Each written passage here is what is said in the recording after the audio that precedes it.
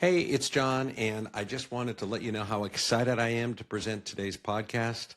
My special guest is Tim Estes. Tim has had a long career in the tech space, in the development of precursors to AI and in the AI space. And Tim is a leading voice for the idea that we need to have guardrails in place with the quick advance of AI technology, both in social media, chatbots, and all of that, especially when it comes to being able to protect our kids.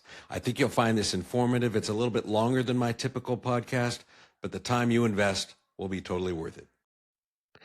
Hey there, everybody. It's Jon Fleischman with SoDoesItMatter.com, and welcome to our weekly one-on-one podcast where we try to bring somebody to you who's making a difference on something that matters, whether it's political or policy. In this case, our guest today is kind of a mix of both because he got his start in politics, he took a deep dive into policy, and now he has figured out that he needs to use both his experience in policy and his experience in politics for what he's got in front of him right now. We usually have our guests on from California, but our guest today is beaming in from Nashville, Tennessee, or as I like to say, from America, since we're here in California where Gavin Newsom has us under his thumb. Our guest today is Tim Estes.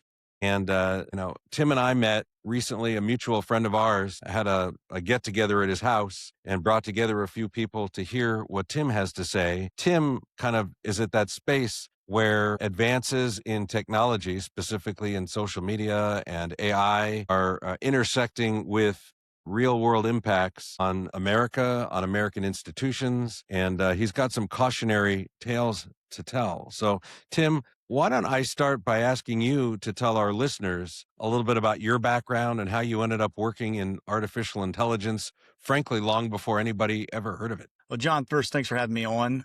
Excited to talk to you, to give a chance to bring a message to your listeners. Yeah, I have done artificial intelligence for going on 26 years, which might surprise people that started playing with AI about 3 years ago.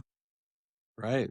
So, You mean AI didn't just start when ChatGPT went online with their chatbot? yeah, it's funny. We document the starting of it from when it could talk to us, even though it had been embedded in so many things for decades earlier. And so that's a lot of my experience. All my professional life has actually been running AI companies. The political and policy parts of this are things that predate a little bit of my work. So I was involved volunteering in political things when I was a teenager and kind of had the bug of trying to get some things done. And some good leaders like Fred Thompson from Tennessee was one of my mentors and was an amazing senator, amazing statesman, kind of came from a different era. I like to think my current senior senator, Marsha Blackburn, is amazing and superb. So we kind of have carried that on to Tennessee. But Tennessee has an amazing track record of, I think, statesman senators for Howard Baker, who in legendary fashion was one of the Republicans that went to President Nixon and said, you have to resign.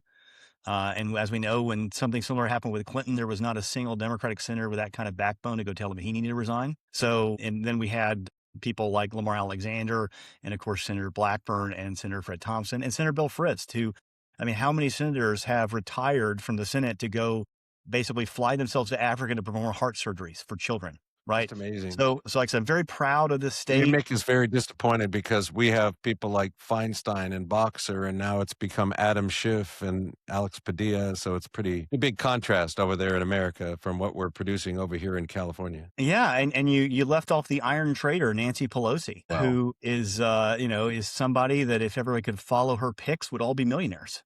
That's right. So yeah, California is interesting. We get people coming from California, Nashville all the time. We've got Oracle coming here with its headquarters. This might be touching a sore point, but we've got In-N-Out Burger coming to Nashville. Yeah. So, and we're one basically of my neighbors chasing them out of here as quick as we can. Yeah. We'll embrace them with open arms. So. Yeah. So tell us it's like you're a superhero now. So tell us your origin story. How did you get involved in this tech field? It's interesting. Yeah. Well, the short version of it is, I was an undergrad in college. I was watching the sort of .com boom play out where any person could build a company and become a millionaire. So it felt like the best time to ever take the risk. And of course I started right as it was crashing. So I took the risk as it started getting really hard and going from really easy. But when I took the risk, I was actually building it on some ideas that were permeating at the time. Particularly there's an interview with Bill Gates and a red herring. And this is, of course, before his sort of fall recently, back when he was viewed as just a titan, globally in the industry and beyond. And Microsoft was the most dominant player. But they asked him about the dot-com boom, and he said, and he thought it was kind of interesting that all this money was being spent on stuff that didn't really matter, and really interesting problems like having computers write their own code wasn't getting any funding. So they asked him what kind of company would he build now? And this is in 1999 in a red herring interview. And he said, well, I would do something in artificial intelligence. So given that, when I was a kid, my first biography, I think, of any size was actually a Bill Gates biography. I read at 10 years old. Like, that was something that influenced me. I viewed him as like the Henry Ford of computers. And so when he says AI, it got me digging. And I believed that we had an opportunity then. And it was so early. And I realized that there were two big challenges that had to get solved. One challenge was getting AI to understand human language. And that's the challenge really that ChatGPT 20 plus years later kind of had a big breakthrough on. But there were a bunch of little breakthroughs along the way, some of which we were involved with, the company I built. And the other big challenge was, how do you take that brain and put it in an agent? How do you take the ability to understand the world from consuming content with AI and actually have it be a program which can do things for you? And actually right now in 2026, the whole real business world, the white collar world, is waking up to that, right? Right. The markets are waking up to that. And so before we get into I was that, really early on this stuff, maybe optimistically early. Yeah, before we jump to that, because I have the benefit of knowing a little bit more about your background, I'd really love it if you kind of explain this kind of post 9/11 security work, I guess you'd call it that, the stuff you did, and then also this child trafficking project that has been so successful. Those, I think, are important things for our readers to understand as kind of a baseline about that not only tell about how cool and smart you are, but they really talk about your value set and what you're trying to bring to what you're doing. So yeah, sure. Well, I appreciate that. In a lot of ways, the initial optimistic but very naive vision about what AI could be in the first year or so of the company hit a hard reality when those planes ran into buildings in New York and DC. And when that happened, we had actually been working with, this is a story I'll give your readers. Very few people in the world know this story, so I'll give them a special tidbit on this. We had started working with part of Army intelligence. And at the time, it was focused mostly on counter-narcotics efforts. So they were looking at material and, they weren't looking at classified stuff because none of us had clearances. We were a bunch of kids and adults that didn't have clearances. And they had started to work on how could a computer read all these documents and tell the analysts which documents to focus on. Like, that was the beginning of the problem. This is in 2001. Okay. Think of it as spring 2001. I won't name the group or any more specifics for just reasons of security. But we started working on that and we proved it could work. And right when we were about to start putting it into initial use and testing just to get the project going, of all people, Tom Daschle held up the defense budget, and projects like that all got put off. And then 9/11 happens. And so I think it's interesting that 9/11, the postmortem was we didn't connect the dots. Well, at the time, the Democrats taking over the Senate, y'all remember jumping Jim Jeffords, when the Republicans shifted over and they got control. There was a material connection between the Democrats obstructing defense funding and some of the technologies that could have found things ahead of 9/11. And I was right there when it was playing out. So when that happened, when 9/11 happened, we sort of put the whole company to work on the idea of, okay, we think we have something that would help connect dots. Let's do whatever it takes to make sure it gets into use. And so I started a journey that went on for almost 15 years, working in the defense and intelligence community with a team that was, ever growing to do something hard, which was using statistics to understand what words meant in documents that ultimately would tell you that one bad guy, Abu al-Masri, was actually the bad guy versus an Abu who was the son of, someone cooking food in Masri. Right. Where the systems were so dumb when we started, they didn't know the difference. And we got to where we could have entities that were extracted from all this data, where they were, what time they were there, who they were talking with. And we were doing this like in the 2000s. This is not even in the 2010s. And eventually in the 2010s, we did it at a huge scale. But that kind of semantic analysis of documents was a bit unheard of. There were only a handful of companies in the world that were doing it. There's almost no one doing it at any scale that worked. And most required very brittle rules and what were called ontologies, where you had to organize knowledge ahead of time to make it work. So we spent a decade helping our service members. The company's called Digital Reasoning. People can look it up and see the background. We spent about a decade working on that before we finally got the notice of any real capital. And around 2011, the venture capital arm of the intelligence community called InQtel made an investment in us. And with that came along some other investors. And then we started to actually use this like in some interesting places. This dovetails another part you asked about, which is right at the same time, because InQtel was sort of an interesting mix of Silicon Valley investment thinking and Washington, D.C. mission critical requirements. Right. And an amazing success story, by the way. Amazing firm, has backed some amazing companies. So much so that other venture groups in Silicon Valley have often looked at it as a kind of a vetting source of technology maturity and technology potential. Like, i.e., basically, if the CIA really wants this, there's probably something to it. So what happened was the word got around a little bit about what we were doing after that happened. And we still don't know exactly how, but actually, I think it was one company that was working with us told him, but Ashton Kutcher, who built a amazing nonprofit out in Southern California called Thorn, is originally called the Demi Nashton Foundation, a nonprofit that was really built to fight the huge surge in child sexual exploitation online. I mean, this is like one of the most noble missions, and they came knocking, like, almost cold calling us saying, we want to talk to you. We have something we're doing, which may be a place you can help on. And what they had done is they had started interviewing children that had been rescued from like sex trafficking stings in California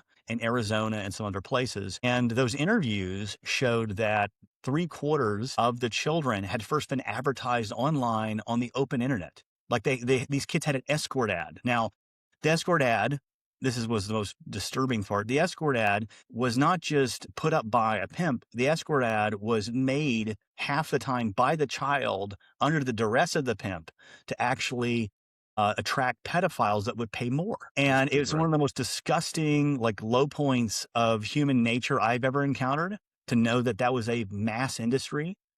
And Thorne was trying to stop it. And they said, we think we know where these ads are, but we cannot separate the adults from the kids. But if the kids are writing the ads, could your technology at Digital Reasoning, could that actually detect the difference? And we said, we don't know, but we can try. And we actually figured out a way to do it. And that got embedded like in this system called Spotlight. And Spotlight became very successful, used in all 50 states, I think, in different countries now. The last count I saw was it had identified and intervened with something like 12,000 children in this country in the 6 or 7 years that they had studied its effects. Well, that's great. And so yeah, this is an area where I got much more involved in the child, online exploitation policy, like the child sexual abuse material area that's next to the trafficking area. There's some amazing human beings like Tim Tebow, for instance, that are deeply involved in these issues and fighting for it and invest time and money, try to combat this. He's been on Sean Ryan, I know, and some other things talking about this. That was a fight that, we've all been involved with for going on about 10 plus years now. And it evolved into the child sexual abuse material, all the electronic images of the kids that have been trafficked at scale. And now it's evolving into how AI is creating a massive exploitation engine for children. And that's an area that I'm very directly involved in fighting now. It seems like, because we're really talking about the transition from this kind of early machine learning into, what today we're seeing is generative AI. So, and it seems to have all happened pretty quickly. Maybe you could talk about how this industry kind of has transitioned, because it seems like just yesterday Facebook was a thing and you're like, oh my God, this is so new and interesting. And now we've crossed into chatbots. Eventually this is going to lead into a bit of a conversation about the incentives of these companies, and which I think leads into more of our conversation about risks. But could you maybe talk to people about how all this seems to have happened so quickly? Yeah.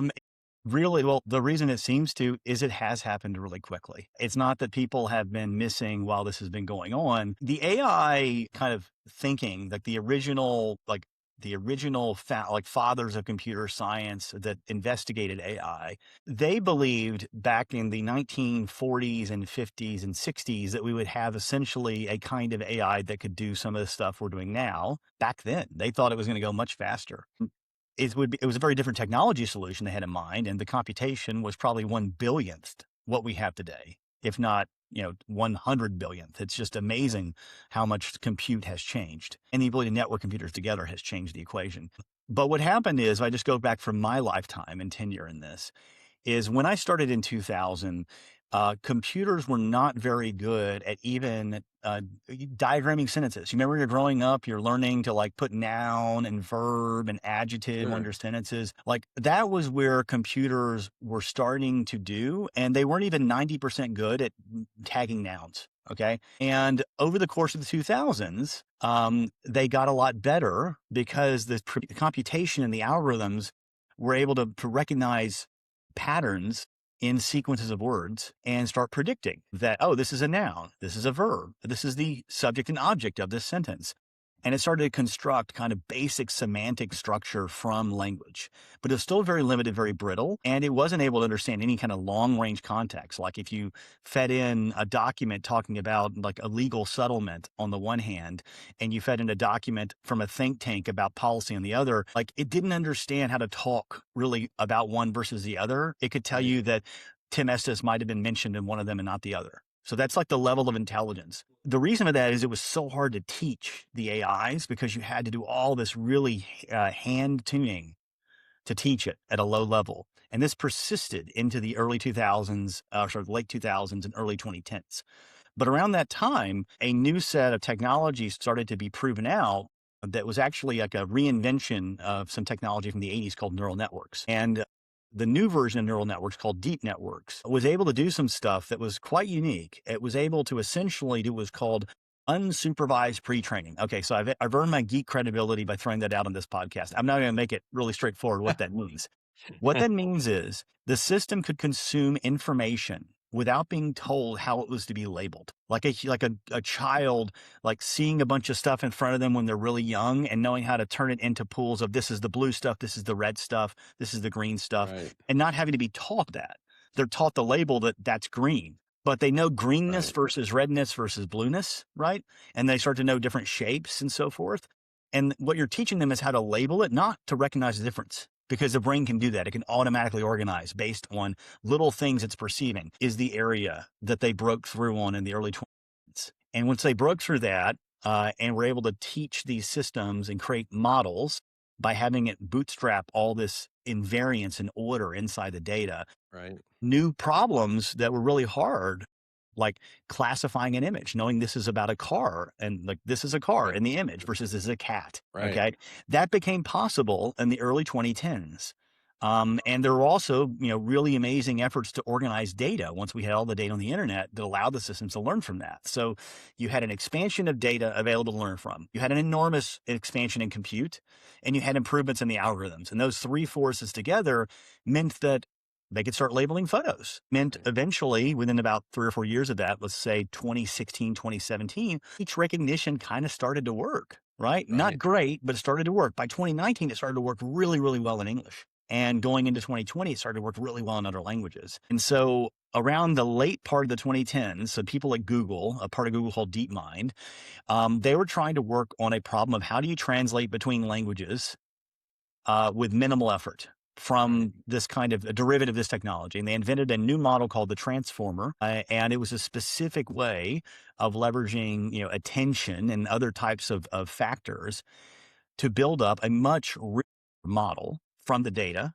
and to scale that model out onto numerous machines. And that process allowed them to get breakthroughs on things like writing something, like training a system in English, and then being able to ask a question, a training system in English with very limited, say, Chinese data, and then being able to ask a question in Chinese and have the system project an answer into the other language without being specifically trained on what that answer was. And so that was a big shift. That's called zero shot translation. That was a big shift that was happening late 18, early 19.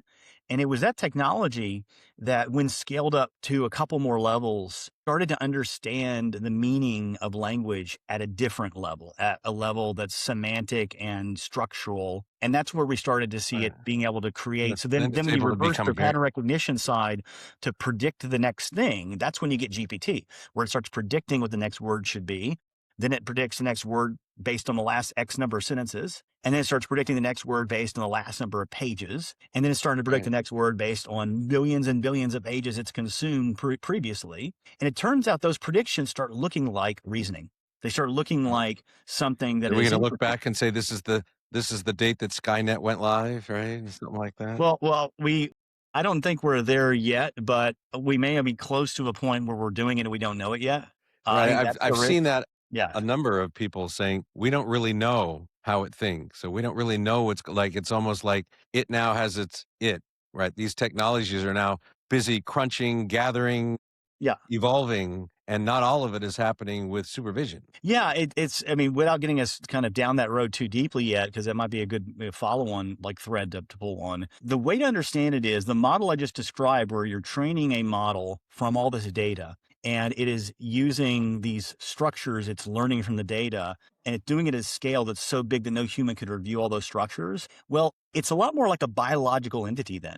Okay, so these models are not built, they are grown. They are grown by exposing them to immense amounts of data and fine-tuning some of the ways to do it. So these systems are so complex now, they don't look like traditional computer science and coding. They might have that as the skeleton at the very base, but the structure it's emerging from them is something that is, it is a bit of a black box, much like the brain is still a black box to us in some Right. ways. And so it isn't shocking or surprising, but we have to realize there's really different risks when something is grown and you don't know what it's going to do.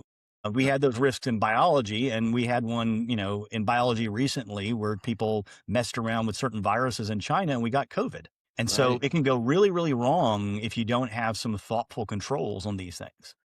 I think this would be a good point to maybe introduce who are these? I mean, this technology is not being developed by the government, right? These are all, or at universities, right? These are some very big companies that are really driving this process. Obviously, Meta is in there, Google is in there. Who are the big players here?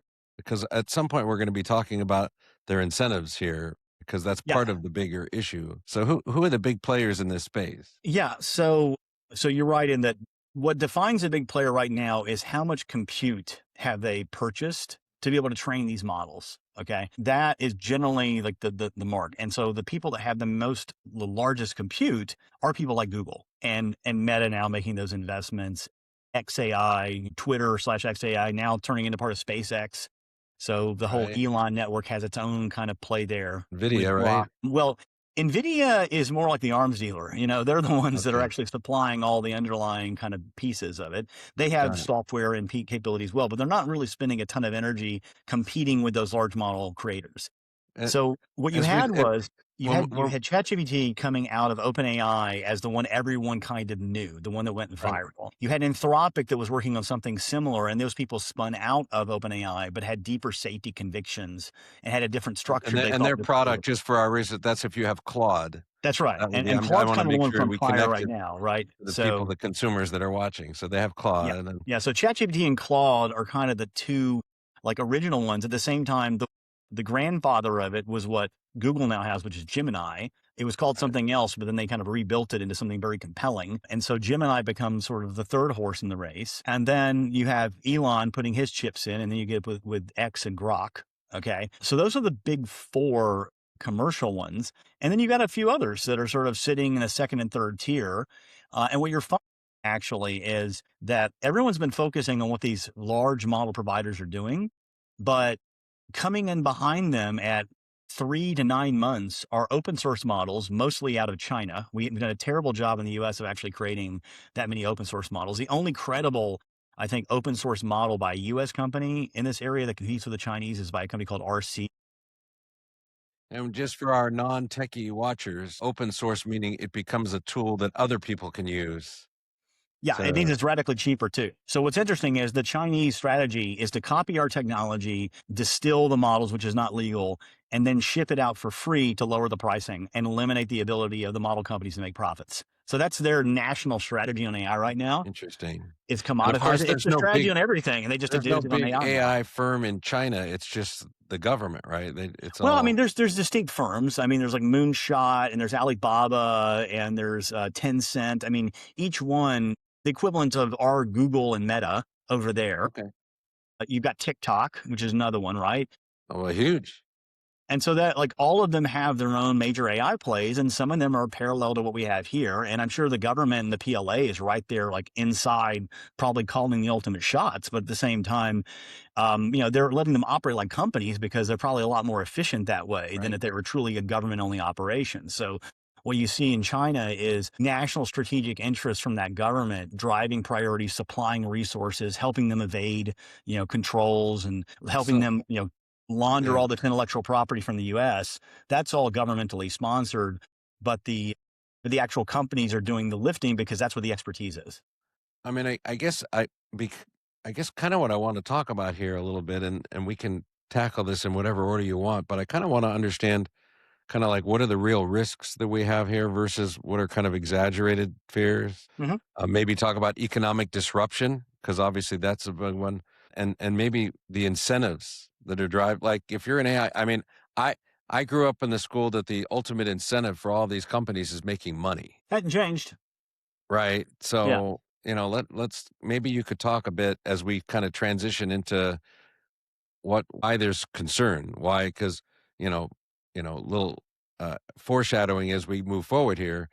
Tim and I agree with him as an advocate that we really need some guardrails that are developed around this very quickly evolving technology because of some of the risks. But let's what are these incentives that drive the AI company? Is it just profit? Therefore, and how does that manifest itself? What are they doing with these products in order to maximize their profits? Well, so it's a mixture of things. Profit's a big part of it. Okay. But there's almost a religious commitment in these companies at the founder level to be the one that creates like the big general intelligence capability or the super intelligence capability. It is something that is extremely ego driven. They want to be the ones, and some of them have, like I say, quasi religious views that when this is created, these things will be more powerful than any human, any government, and therefore if they win the race, they control the world, basically. And I know that sounds kind of crazy, but I mean, Right. you can go and you can pull quotes from these people where they've said as much. Yeah, no, And I'm they're talking clearly about I've some of seen the I've actual seen some founders of TED these Talks. companies. They'll do Yeah. TED Talks and Yeah. they go I to mean, these big Altman said stuff conferences. like this. He doesn't say as much recently, but rewind, 5, 6 years, he definitely had said it in like his blog. Peter Thiel has said stuff like this. Um, you know, Zuck has said stuff like this. His is a little more like pragmatic, honestly, and it's a different kind of power, but it's still there. The Google founders, they brought in Ray Kurzweil, who is the one guy that actually invented the idea of the singularity, the idea that this technology would start basically taking its own path of what's called recursive self improvement, where it can rewrite itself at machine speed and get better, and that loop makes it explode in intelligence, and no human can keep up. And at that point, it becomes the dominant species on the planet. And I know this sounds like bizarre sci-fi kind of stuff, but the people that are saying this aren't crazy sci-fi writers. These are 100 billionaires that are Right. actually spending all of their cash flow. Meta is going to cash flow negative from a standpoint of its capex investments to see this vision happen. What does Wow. that tell you about the religious conviction or the ego conviction that they have to win? They're essentially leveraging the largest and most valuable companies in history to buy the most compute they can to get there first. That's really something. Oh, I guess part of what I want to transition to, maybe it's awkward, maybe I'm gonna go too quick, but I've heard you talk about how this technology is being you say developed to kind of almost purposely have a very addictive nature to it. Can you talk to that a bit? Yeah, I think there's a little bit of a history lesson that's maybe useful kind of to the audience, and I've lived it. Most of y'all have lived it, whether you realize it or not. Which is, if you look at like the history of like Silicon Valley, right, and then how that history has played out around the world in terms of its impacts. Silicon Valley has its name because the transistor was invented and the first chip companies in the U.S. started being built out there. And that is why it's called Silicon Valley. And those chip companies beget the personal computer revolution with the Bill Gateses and Steve Jobs and others. And all of that was about essentially putting software together with hardware to allow humans to do things that they couldn't do easily before. Word processing instead of typewriters, spreadsheets, instead of very long form. I mean, I was born after the world of spreadsheets. there are people probably on this pod that listen to this podcast and, my parents' age that probably remember what it was like before spreadsheets were there and how books were kept. And so all these things were built to make people more productive and allow them to do more with their time. And it's had an amazing impact. I mean, the internet as a whole has created more data and arguably more knowledge, even though it's probably a tiny fraction of what's created in data. So a lot of data, I'd say, is not necessarily great. But you have to take the good with the bad on some of that. And this has been the history of technology, and is this idea of it being a tool that makes people better and people competing to be the best supplier of that tool, much like a previous generation, like Henry Ford, competing to give people mobility with the car and trying to be the best provider of cars. Computers was the next car. Bill Gates saw it that way. Steve Jobs saw it that way, but a little different in the sense of it being about, almost the end result of the 60s and trying to essentially have that empowerment, I'll call it the gentle, naive view of the 60s, that all that rebellion was actually about human empowerment. And I might have a different view of that. A lot of conservatives have a different view of that. But he saw it as a way that you could actually have people empowered through technology. They could be creative. They could be liberated. And so those are both very pro-human views of technology. One is the mass producer of tooling that everyone can own. That's the Gates view. The other, the great tool for artists and creators so humans can take the next step. That's the Jobs view. That was the views that drove Silicon Valley and technology. Those are the views that I had a romantic view of from when I was growing up. They were heroes of mine. And then we hit the internet, and then we hit this challenge where Microsoft basically won that battle. And they had almost full control over the ecosystem because of their operating system dominance, to the point the antitrust, suit went on and they were going to be broken up. And then they had to do a consent decree that kind of handcuffed them so they wouldn't be broken up. When that happened, and watching what happened with the web browser wars, of the 90s, the web browser wars was the first credible threat to displace the operating system with the web. This is the war now that we're talking Netscape and AOL and all these that's right. So mainly Netscape and Microsoft, and there was a big fight over that. And a lot of Silicon Valley thinks Microsoft kind of fixed the game, and they started coming after them. Well, Google was the next great white hope out of Silicon Valley against the Microsoft beast. And they had to think of a way not to follow the path of Netscape, i.e. they started doing search and making people pay for it. Microsoft embeds search into the operating system the company's host. So they had to come up with some way that was different. And what they did is they came up with advertising. And I say they kind of got it from 2 or 3 other companies and used their models and acquired one like DoubleClick. And they actually created the first major transition where now this technology that was given to people to empower them was actually turning its users into the product to be sold to third parties. That is the great inversion of Silicon Valley and technology morality, because what it means now is the incentives are get your users to give us as much data and as much of their time as possible, because that drives our money. When you use people's data and you especially use their time as a maximization function, then you have a temptation, which is, do I have to really come up with something great for them to use in order to get them to use their time? Or can I just trick them? Can I just design it in a way that actually makes them spend time they don't need to spend on it? All right. So with searches, this was not quite that much of the driver. I just want to be very clear. This is where Google, their problem was really how much they got into privacy issues and took data and sold it. So that's really where their original sin is, more in that area. And then they did it in the YouTube area. YouTube absolutely did some of this stuff. They call them dark patterns, like the autoplay stuff that makes people just keep watching. These are subtle design decisions that are actually not in the best interest of the user, but actually make you keep consuming. Okay. Right. And so that started there. And then here comes Facebook. Here comes social media. And what's interesting is social media originally didn't have to put a lot of effort into this because there was no social media at scale. It was college kids, and then it was college and high school kids, and then it was adults and everybody else allowed. And now it's everybody has to have, a social presence. And so they were just getting this massive curve of explosion from just wiring people up. Right. But about 2012 to 2014, that curve is no longer doing straight up. It's starting to look like a more normal business curve. Well, that's going to impact your valuation pretty substantially, not be growing like this anymore. But they had a very creative solution, which is, we can start designing these things to be addictive. And we can brag to investors about we've got an addictive application. And it became the coolest thing in Silicon Valley to have the next addictive application. Now, when we talk about you just have to hire the experts out of Vegas who have figured out how to addict everybody to the Wheel of Fortune slot machine. That's right. Slot machines, people looking at brain chemistry. I mean, Sean Parker did an interview at Stanford where we kind of let the cat out of the bag, saying, yeah, we knew at Facebook we were doing this. Like we were hacking people's brains. He said something to the effect of, God knows what this is going to do to our children. That was literally like a quote from Stanford when he talked there. And so this is a known fact from the late 2010s. It's not debatable. It's just there in the record. And then with the various whistleblowers that came out over the last few months, last few years, like this has become more a known fact that basically the social companies and then a lot of other technology companies cheered on by venture capital in Silicon Valley stopped being tool giving, productivity gain technology companies. They started being digital narcotics vendors. They found a way to crack human reason and override it.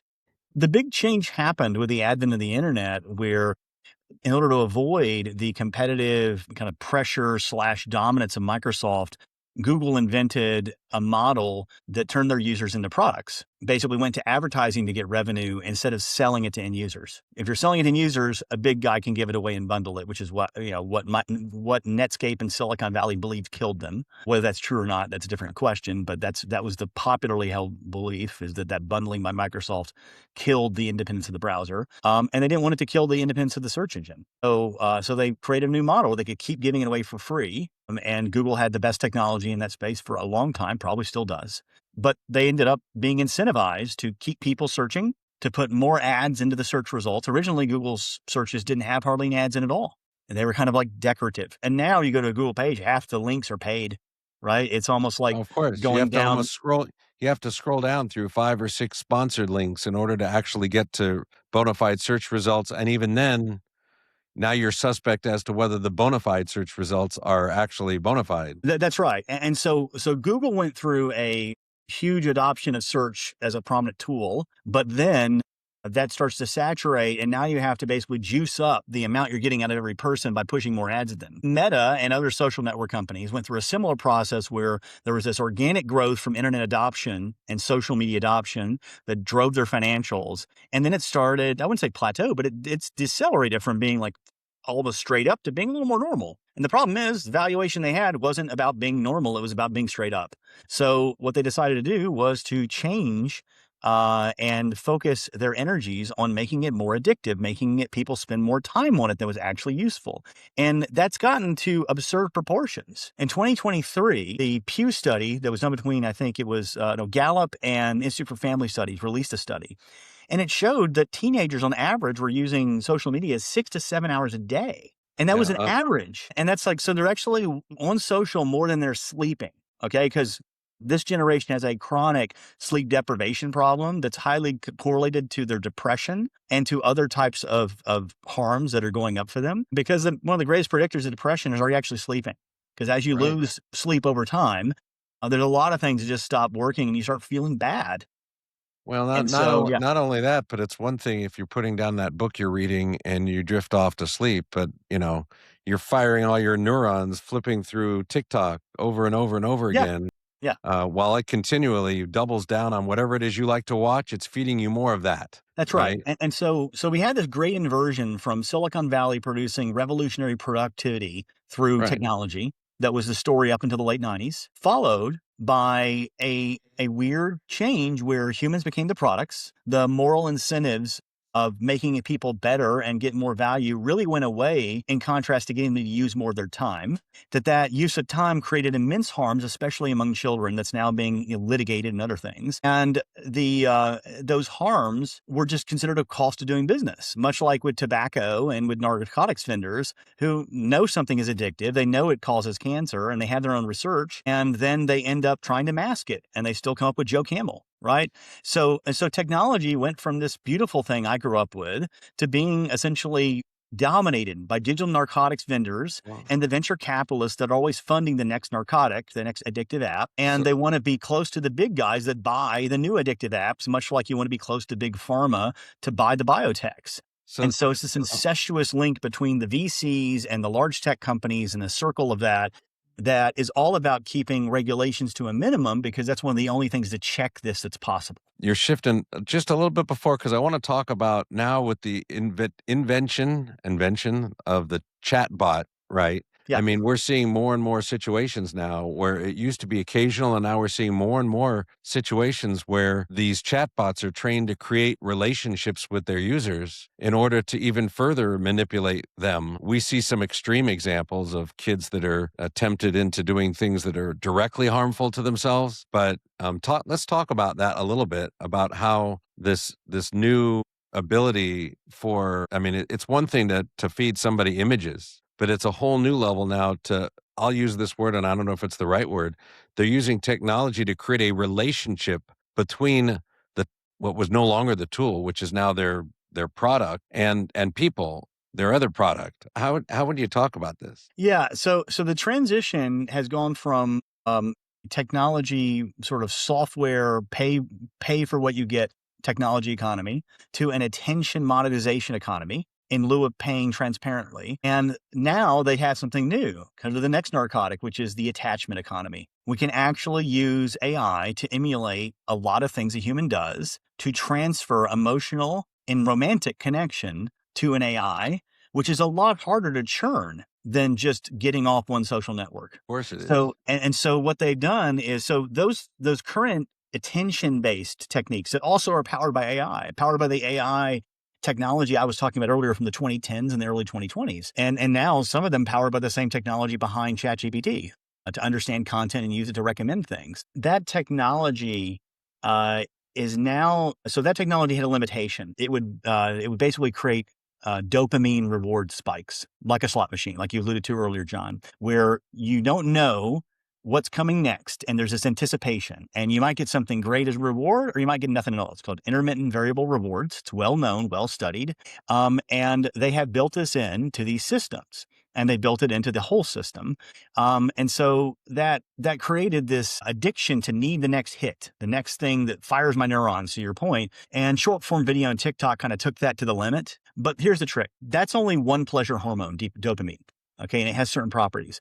There's another hormone that is really quite powerful, and it's the hormone that releases when you hug someone you care about, called oxytocin. Okay, it creates it's called the bonding hormone. It makes you deeply connected to somebody. Well, technology has never been able to release that as an application until now. And now they know that these AIs that act like human beings trigger memories of actual previous oxytocin moments and create release of it. So they've actually figured out a way to hack the attachment hormone using this Right. software in order to give them the next way to lock in their business model and not create value in the process, but just suck it like vampires from their users. And they've done this to untold numbers of children. I mean, 1 out of 3 children are using companion chatbots that are teenagers now. 1 out of 3. That's crazy. 70% of parents don't have any idea this is going on.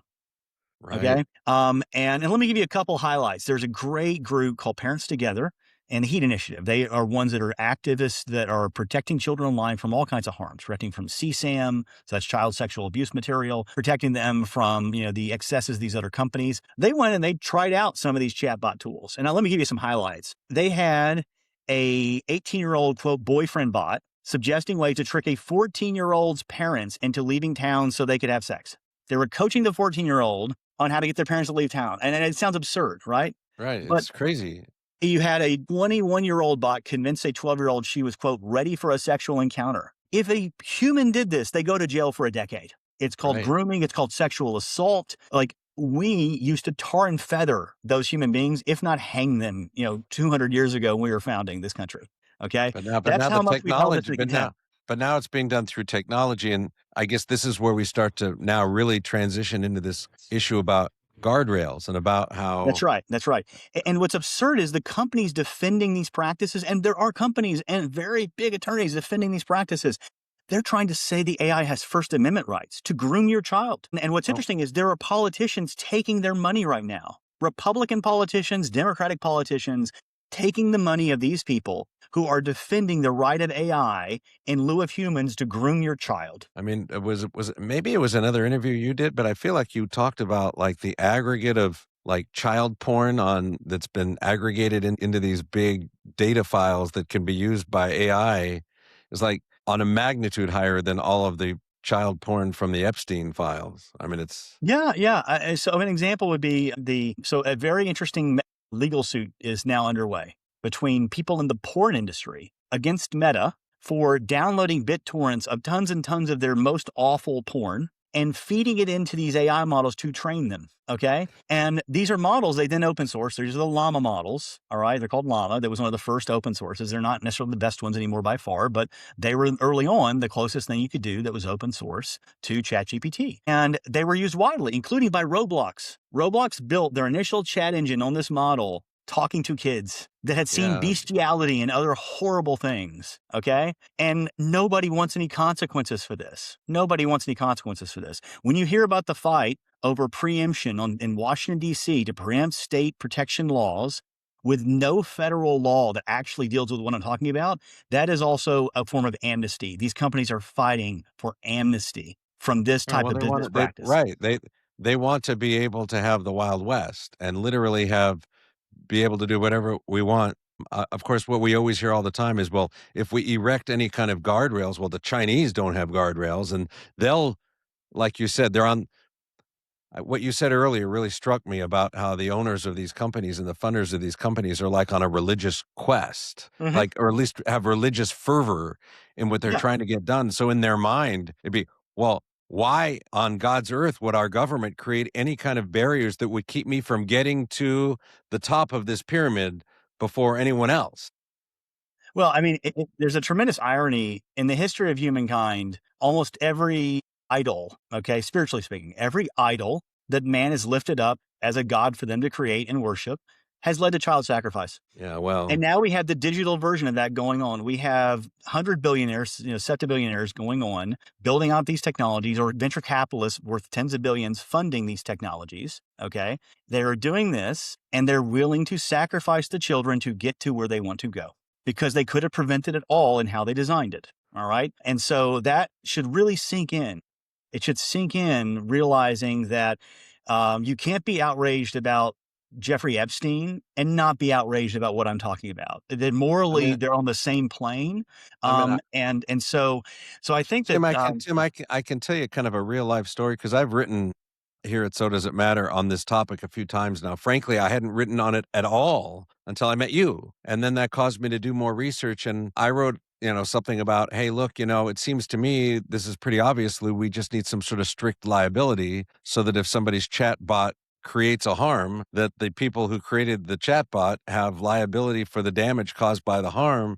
I don't mind telling you, I got a call from not one, not two, but three lobbyists out of Sacramento who have as clients AI companies. Kind of, hey, John, let's have a conversation. I think you're kind of approaching this the wrong way. And they're, it's extreme aggression. And then I look to Washington and I voted for President Trump, and I would do it again. Kamala Harris was just a disaster, but I have some concerns. And in this instance, it seems like the people closest to the president relative to giving him input on this technology are the very people profiting from the technology. I mean, that actually is exactly right. When you think of who's funding the super PACs right now, like that's exactly right. There's a money trail on this, and it's very, very easy to trace. because if I hate to wax on a little, or I don't hate to. Actually, my readers will tell you I do it all the time, and listeners, I hate to talking about political philosophy, but federalism exists for a reason, and we're supposed to have these 50 state laboratories that are supposed to be, developing based on the philosophy and the, guiding ideology of the policymakers in each state, different approaches to solving a problem. And then you could say, hey, look, here in California, we're doing this, but, what are they doing in Minnesota? Let's use that. And if you're in Florida, what are they doing in Utah? And you kind of ultimately, the different states try to tackle this. And I could tell you right now, because, I've been following it closely, because one of the governors in the country that I think has been most aggressive at trying to say, let's get a handle on this has been Ron DeSantis out of Florida. As a matter of fact, there's an irony because he, of course, was a governor who was very forward thinking on what are we doing about the limitations on freedom and liberty related to the COVID response. Right, right. And I'm watching as kind of like Trump, I don't want to say Trump aligned, because frankly, the whole party's Trump aligned. Even Ron DeSantis is Trump aligned. But, the president has said, I don't want the states regulating in this space because I want the federal government to do it. And it's ludicrous because everybody knows if there's nothing that's coming out of Washington, D.C. right now, it's any kind of federal legislation on anything, let alone something where a massive industry is spending huge amounts of money towards the objective of not being regulated. Well, And I I bring tend to all think that that up the because administration is a bit more I divided on this than is you know, letting I on. just want to finish my So, point real quick because yeah, yeah, I'm looking over in Florida where the state Senate has actually passed the governor's kind of AI yep, Bill of Rights, I think it's called, or a code of mhm, ethics. yep.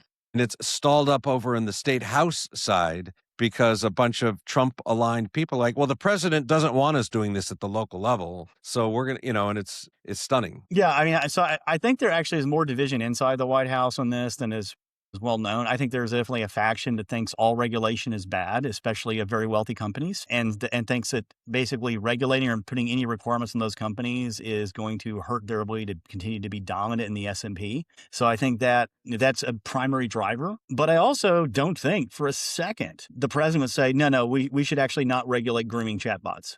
Like if that was asked to President Trump straight away, do you think we should be limiting the exposure of children to chatbots to sexually groom them on Right. behalf of companies for profit? Do anyone think he's going to say, no, I think it's a bad idea? No, of course not. Of course. That's why in Right. his executive order, he carved that out. Other things were carved out. He may not be being advised by certain people, but, look at the State of the Union. In the State of the Union, he mentioned AI 3 times. One was about affordability. And then he got all those companies to come to DC and sign up and say, you know what? We're not going to jack up the rates. We're going to do these things in order to take control and take responsibility for it. Okay. Microsoft was one of the ones that led on that originally with their own proposal. And the president has now held everyone to it. So that was a big win. And then there are 2 other areas he mentioned. One was take it down. One of the major efforts to knock down CSAM with AI that his wife, the first lady, actually led the charge on with Senator Ted Cruz, who's maybe not there on preemption, maybe in the wrong part of this thing. But do I think Ted Cruz doesn't care about children? Of course, I think he cares about children. So I think it's kind of a mixed thing right now. What's going on is we have to be very clear. In fact, you said something earlier, which is interesting because it's said by the other side and it's fundamentally untrue. The Chinese absolutely regulate what this kind of technology does to their children. They do it in a dramatically more thoughtful and protective way than we do. They limit the social media time. They have cutoffs at age. They limit the way these bots and if they can even interact with these kids. Like they are deeply concerned about it. Why? Because they're trying to build a generation that's eventually going to beat us. We over here are acting like it's a great First Amendment problem to actually even age verify kids online. Like preposterous stuff from Net Choice and these tech lobbyists. I mean, preposterous stuff. There's an article on CNBC I saw just in the last 24 hours talking about how some adults are being caught up in age verification. I'm sorry, every time you open up your phone to log in, you're being verified by that little face thing, right? 100%. Doing the same thing to make sure you're not 18 and it has the same lack of permanence. It doesn't go anywhere. Like that should be everywhere. It's ridiculous that you try to make a rights issue out of that.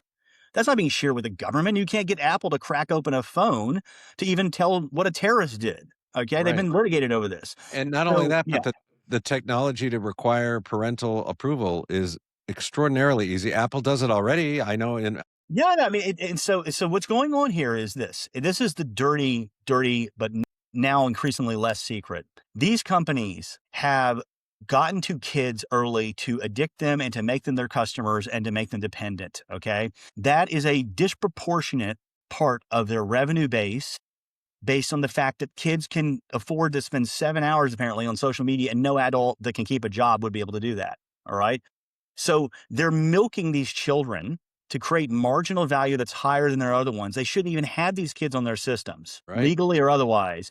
And now the laws and the population is catching up to the joke and are saying change it. And they're spending like crazy to avoid the reckoning for all the wrongs they have done. And I think that what is incumbent, and I'll pass this to your audience, because this is not about like, does President Trump have our back or not? I don't believe that in the end. I think this is about getting the truth out. The truth is the Chinese are set up to beat us. They're set up to beat us because they're protecting their children and we are not. They're set up to beat us because they're investing their capital and their resources on robotics and productive uses of AI. And we're basically creating the next generation casino addiction that grooms children, that replaces, workers with no idea of how to train them into something else. This race for short-term value for the privilege of a few is absolutely going to be the end of us all. And the Chinese understand this. Okay. So there's things to learn from your enemy. Patience, the long game are things we need to learn here. Okay. The short game being maximized, okay, is going to be the end of us. And I think that is the message I would take to the president, to the vice president, who's going to either be the standard bearer or not, I think, based on how he handles this issue. And so I think that we have a Well, moment here where technology can be directed through market incentives, not through socialism, not through overregulation, but by creating liability and incentives that drive this technology investment in a way that makes America better, that makes the AI act like it's American, not Chinese. By that, I well, mean, yeah, I'd go further, but I'll let you go. Well, no, I think I'm trying to do my job as an interviewer, and because you got a lot to say. But I think part of this goes to, and you've spoken to this, so I want you to speak to it again. That one of the core differences between, say, China and America is the values that underpin our country versus the values that underpin theirs. Right? They We have American institutions like the family that are very, very critical to seeing this country thrive in a manner that is consistent with our values. And so at some level, we have a responsibility to put guardrails on a technology if we're seeing that the technology itself can erode the basic building blocks of what makes America a unique country in and of itself. Can you talk to that? Because I've heard you talk about this before, and you're pretty eloquent on this topic, and I think Yeah, it's really important I for don't. our I listeners. don't think you can beat China by um, out commoditizing them. I don't believe you can beat China by out pirating them. We had these Right. AI models that were trained by massive amounts of copyrighted information to the point they could regurgitate it almost verbatim, and verbatim in many cases. And so it's a gigantic intellectual property theft. All right. And now they're trying to go back and make it right after the fact. And some of these companies are working with them to do that. But the idea that any of our law should be weakened so that that's an acceptable practice has got to be fought. So they're probably very much on the wrong side of the law right now in terms of what they've done, and they know it. They're trying to, on one hand, change the laws and change the way the laws are being enforced, at the same time, try to settle and create contracts with the content holders before it becomes judicial. And I know that's how Silicon Valley's worked. I mean, so Uber broke laws left and right trying to become Uber until they changed the laws, right? So Silicon Valley tends to believe that, you know what? We have something better in mind. We're just going to go against the law and roll it out. And I won't say they're always wrong, but that's the approach. And it's not really an approach that is aligned with communities and so forth. It's aligned with a new kind of business model. And sometimes that's better, sometimes it's not. But it's actually a huge arrogance. It's that Thomas Sowell vision of the anointed of thinking they know better and then going against Well, the that's law a and great using book, by money the to way. offset law. Sorry, go ahead. I was just commenting about how that's a great book that he wrote. Yeah, no, it was one of my favorites when I was growing up. He had Conflict of Vision, which was the big one, and the short one when you were a teenager was A Vision of the Anointed. But yeah, I think that the way to look at this is America can win the AI race in a way that makes the world better. And it actually will only probably win the AI race if AI is better for the world. Okay. And let me unpack that a little bit. America's unique because we are the only country that was founded from essentially settlement on a creed. We weren't founded based on just being a certain kind of people, a certain kind of religion. Yes, we had a lot of that core, but we have both gotten beyond that. We have become diverse. We've had people come from all over the world. And the only thing that holds us together is the Declaration and the creed of the Declaration and all the values that descend from that. And part of that, at the core of it, is that human dignity has a worth that no government and no concentration of power outside of the government, including big companies, can actually override. You can never use humans as a means to your end. Okay. Right. That is not something, even we have a military. Okay. The closest thing we do is draft people to that. The closest thing.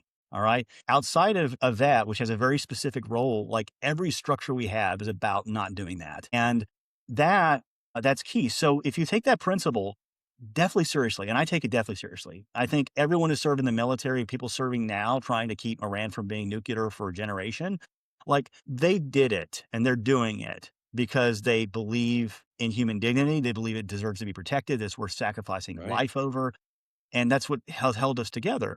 That's something that unites us and our Western allies. It's a core tenet of Western civilization that humans are created by God and endowed by certain rights, are endowed with certain rights, and that those are deserving of protection that even is greater than the state's power. Right. And what we have here is we have the technology and the technology Hobbesians that just think that you can use power in a naked way because you have power And the technology Hobbesians are, one philosophical, different level, are actually Nietzschean. Okay. We're Yeah, nice big ultimately, egos. yes. So I think what you look at here is you have a set of people that have been with us throughout history, and they've generally been the wrong side of history. And that's when people are using others as a means to an end. All right. And they can define life down. Okay. The same view that says that a baby at 9 months doesn't have any rights is the same view that a kid should be able to talk to a chatbot when they're 12 and be talked to like they're an 18-year-old because it actually keeps them engaged and you make money from it. It's all at the same core. Okay. Devaluing the human dignity for them to serve your ends. All right. Right. Now, the opposite of that with AI would be imbuing AI with a duty of loyalty to humans because humans are worth being loyal to. Okay. Right. Well, And incentivizing that. duty of loyalty, duty of care. These are things that should be present in guardrails. They should That's be kind right. of like the guiding principle of a That's guardrail is that we should have rules that allow these companies to do no harm to our young people. And I guess we're going to have to see how this develops. Like you said, massive amounts of money are now coming together. Huge PACs are coming together funded by AI companies. And I can tell you, their interest is to have no guardrails at all or to the status pass. quo, which is to have basically nothing that adapts to this technology. It's Right, and ironic. they're very adroit. They understand how to take a piece of legislation that says, if this is going on, then this is what you must do, and then they'll just have a lobbyist throw in a word like "when practical," Yeah, and yeah, then or the law actual has no knowledge. teeth. That was the issue this last week with these kid safety bills. They took the meta definition that they wanted, which is one where Meta can know a child is on their system based on all the algorithms. Believe me, they know. They got the algorithms. They're really good at this. They know how to sell an ad down to the nth degree and tell people they can sell an ad down to the nth degree. And yet, if they don't have, quote, actual knowledge, they have no obligation. Actual knowledge means that there's no system that can guarantee them that that's actually a child. So it puts Right. all the burden on the other side. And that somehow made it into these bills. And they're critically flawed because of it. And it shows the reach of these lobbyists that they can go in and make a change like that in these kids' safety bills, or they Right. can make essentially every serious reform that's already been passed in states to protect kids be overridden by these bills that are weaker. Instead Yeah. of saying these Well, bills are a minimum standard for the country. And if you have a state like Utah or Texas or Florida or Virginia, they have stronger standards, that those are fine. But this should be a minimum standard of safety, not a maximum. And so these are all things that are deeply, they're demoralizing to watch our majority not use that power, this gift of power of being able to govern in a much more thoughtful, prudent fashion for the future. And I think that is something I'm still waiting on Speaker Johnson to probably, deliver on and to step up to. And I think that's how people are going to look at him and his it's legacy. crazy. This frankly shouldn't even be a partisan issue. This is, I mean, when we're talking about our kids, Tim, believe it Yep. or not, as quickly as we got on this call, we've run Yeah. the clock out a bit. And so I'm going to encourage our people that are watching. I'm going to put Tim's X handle down below his channel so you can click through and follow him because when there's things out there that you should be knowing about this, he's a good place to see it. I'll continue to be writing about this. And Tim, hopefully, as we get you know, make some advances in this area, we can have you back to update folks. But I really appreciate your spending your time with us. I can tell you that all this stuff is very unsettling. It leaves one, really kind of, I feel like we're at a crossroads and I feel like we're going to look back in 20 years at this time Mhm. and we either rose to the moment and did something to save our next generation, or we'll be looking at it and saying that was the moment at which we could have done it. We could have stopped it and we didn't. And we just descended into chaos. 100% agree. And what I would say is that, so I know this is really listened to by many prominent Republican conservatives in California, the greatest conservative to ever emerge from California, if not from the country. I think if he were still with us, he would be talking about another time for choosing right now, that there is a Amen. time for choosing about the kind of country we're going to be as we embrace the next industrial revolution. If we do it badly, we'll have the next New Deal and it'll look much more like, Mondami and AOC and their version of a New Deal. If we do not have an approach that meets the moral challenge with market-based ideas and with appropriate guardrails, we have a limited window where we actually have the ability to legislate this, to control this, to do this the right way, do it from a conservative standpoint. Do not answer the cries of these parents and these children or the workers that are being displaced. We do not answer that. They will not trust us. Right. anymore. And they'll move to whatever has an answer, and it will not be good. Not be good. On that chilling note and challenge from Tim. Tim, thank you so much for spending time with us today. Everybody, this is a time for you to be on the phone with your federal and state legislators saying to do nothing is to commit an egregious foul and a crime in and of itself. So Yeah, I would reach out to Representative Olernotty, who's going to be drafting this for the White House and the House of where it lands, and make clear that they've got to have real safety standards in this proposal, or else what's going to happen is it'll look like it's a gift to industry, and it's going to backfire electorally in very, very bad ways, and we can still prevent that. So there you go. So our own congressman from California, Jay Obernolte, who will be one of the few Republicans left standing after our horrible gerrymander, is going to be playing a key role. So I'll yeah, be in touch with him. I've talked to him about this before, but I'll put a more point on it. So thank you very much, Tim. yeah, Appreciate thank you, it. John.